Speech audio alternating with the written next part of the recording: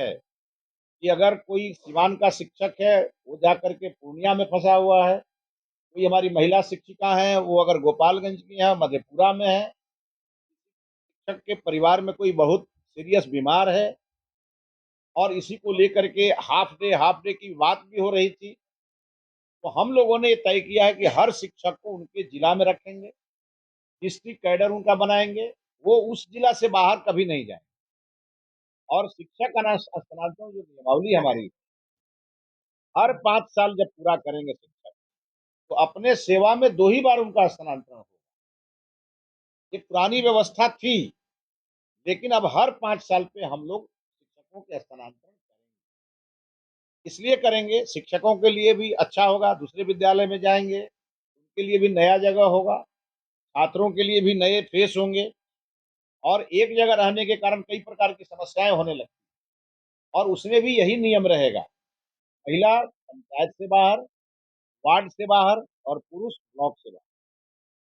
और ये सारी व्यवस्था बेहतर शिक्षा प्रणाली को चाक-चौबंद करने के लिए है। शिक्षक समय से स्कूल पहुँचे, स्कूल बंद होने के बाद समय से घर चले जाएँ, उन्हें भी परेशानी ना हो और विद्यालय में वो प्रसन्नचित्त होकर के बच्चों को पढ़ाएँ, इसको लेकर के है। मैं 2 दिनों से देख रहा हूँ सारे फ़ोन शिक्षा मंत्री के फ़ोन पे आ रहे हैं। मैं आप सबके माध्यम से बिहार के सभी शिक्षकों को आग्रह करेंगे, 6 लाख शिक्षकों का फ़ोन उठाना किसी शिक्षा मंत्री के लिए मुश्किल है। ये हमने ये व्यवस्था आज की है। 2 आपको टोल फ्री नंबर दिए हैं कि आपको किसी प्रकार की समस्या होगी आप रजिस्टर्ड करिएगा और आपको हमारे मंत्रालय से कोई ना कोई बात करके और आपकी समस्या का समाधान करेगा। और दूसरा ई-शिक्षा पोर्टल से भी कोई समस्या होगी, तो आप वो देंगे, रविशंकर जी हमारे बगल में बैठे हैं, ई-शिक्षा पोर्टल को देखते हैं, ये इंचार्ज हैं और ये सारी समस्याओं का समाधान करेंगे। और हमने अभी कहा है 3 महीने तक, जब तक ये ट्रांसफ़र प्रक्रिया चलेगी, हर 2 दिनों पर हम रिव्यू लेंगे। हमारे पास जितने फीडबैक आएँगे, हमारा जो सेंट्रल कमांड सेंटर है, उससे भी प्रतिदिन मेरे पास शाम को 6 बजे हमारे पास एक फीडबैक आता है कि आज कितने लोगों के फ़ोन आए, उनके फ़ोन में क्वेश्चन क्या थे और उसका विभाग ने समाधान क्या किया। ये पूरा रिपोर्ट हमको आता है। इसको लेकर के हम हर 2 दिनों पर रिव्यू करेंगे। हमारे ई-शिक्षा पोर्टल को लेकर के भी डाउट क्लियर करने के लिए 2 नंबर दिए गए हैं। शिक्षकों या स्थानांतरण पॉलिसी से कुछ जानकारी लेनी हो, उसके लिए भी 2 टोल फ्री नंबर दिए गए हैं और साथ ही साथ मैं फिर रिपीट कर रहा हूँ, यह पूरी ट्रांसफ़र ऐच्छिक होगा। जो आवेदन करेंगे उन्हीं का होगा। अभी जो आवेदन नहीं करेंगे, उनके मन में बहुत सारे कन्फ्यूज़न है लोगों के, हमें हटा दिया जाएगा। ऐसा नहीं है। ये शिक्षकों के लिए भी मैं कहूँगा उनकी नैतिक ज़िम्मेवारी है कि सरकार उनकी बहाली की है। अभी तक रैशनलाइज़ेशन किन्हीं कारणों से नहीं हुआ था, अब किया जा रहा है, इसमें सहयोग करना है। हो सकता है आप जहाँ अभी हैं, उससे बेहतर विद्यालय आपको मिले।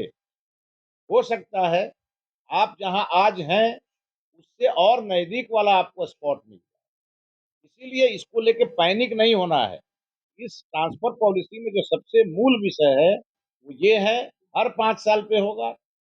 ये है, पुरुष ब्लॉक से बाहर होंगे और महिला पंचायत और वार्ड से बाहर। जितने भी क्रोनिक डिजीज़ के मामले हैं जिसको लेकर के स्थानांतरण नीति में प्रावधान किए गए हैं, उसे प्राथमिकता मिलेगी। उसको लेकर के नंबर दिए गए हैं और उसके साथ-साथ हमारे जब ये ट्रांसफ़र खत्म होंगे, तो जिलों में भी बहुत सारे डीएम, डीओ और डीडीसी, इन 3 लोगों की टीम हमने बनाई है हर जिलों में। वो उसकी समीक्षा करेंगे।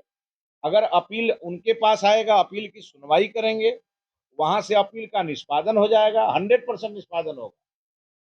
किसी शिक्षक को हो सकता है कि ये ट्रांसफ़र पॉलिसी है, उसमें लेकर के किसी का कहीं एड्रेस है, किसी का कहीं एड्रेस है। बच्ची है, आज के डेट में शिक्षक है, तो उसका मायके का एड्रेस होगा, कल उसकी शादी हो गई तो हो सकता है ससुराल का होगा। ये छोटी-छोटी चीज़ों को लेकर जिनको भी समस्याएँ होती हैं, वो अपील जिला स्तर पर भी सुनवाई होनी है और अंतिम अपील का निष्पादन हमारे सेक्रेटरी लेवल के विभाग में भी है। इसीलिए हर स्तर पे सुनवाई होनी है। इसीलिए बिहार के किसी शिक्षक को पैनिक होने की ज़रूरत नहीं है। बहुत सारे ऐसे लोग हैं जो भ्रामक वीडियो बना के चला रहे हैं, उसके चक्कर में भी नहीं आना है। इसीलिए मैं स्वयं आया प्रेस कॉन्फ्रेंस करने कि हमारे शिक्षक हमारे लिए एसेट हैं। बिहार के विद्यालयों का पूरा संचालन उनके हाथ में है, छात्रों का भविष्य भी उनके हाथ में है और इसीलिए शिक्षा विभाग उनकी हर समस्या के समाधान के लिए प्रयासरत है, तत्पर है और कमिटेड है। इसलिए किसी शिक्षक का, हर शिक्षक का अंतिम समस्या का समाधान जब तक नहीं होगा तब तक मैं भी विश्राम करने वाला नहीं। इसीलिए मंत्रालय नहीं आना है दौड़ के। आज डिजिटल युग है, कोई बात है आप व्हाट्सएप पर लिख के भेज दीजिए। हमारे रविशंकर जी हैं, इनका नंबर लगभग सभी लोगों के पास है। ई शिक्षा पोर्टल पर जितने लोग जुड़े हैं सबके पास, आप इनको भी भेज सकते हैं। हमारे जिलों में 5-5 अधिकारी जिलों में हैं इसको देखने के लिए, सीनियर लेवल के अधिकारी, इन्हें भी भेज सकते हैं।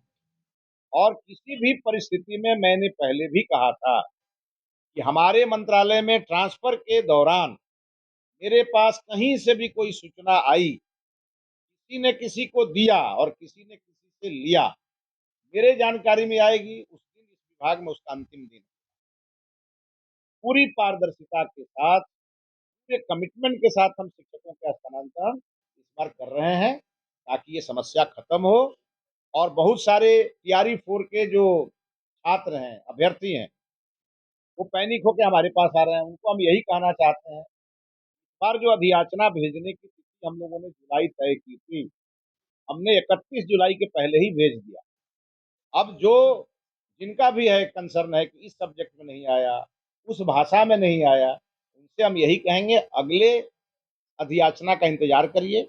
अब तो हम लोगों ने फिक्स कर दिया कि हम हर साल जुलाई महीने में अधियाचना भेजेंगे। एक बार जब रैशनलाइजेशन हो जाएगा तो फिर हम अभी से ही लगेंगे कि हमारे किस विद्यालय में किस सब्जेक्ट का, किस भाषा का कौन सा टीचर है जो हमारे पास आज भी हमारे पास वो रिक्ति है, और उसकी पूरी मॉनिटरिंग करके मंगाएंगे और अगले साल समय से पहले ही भेज देंगे।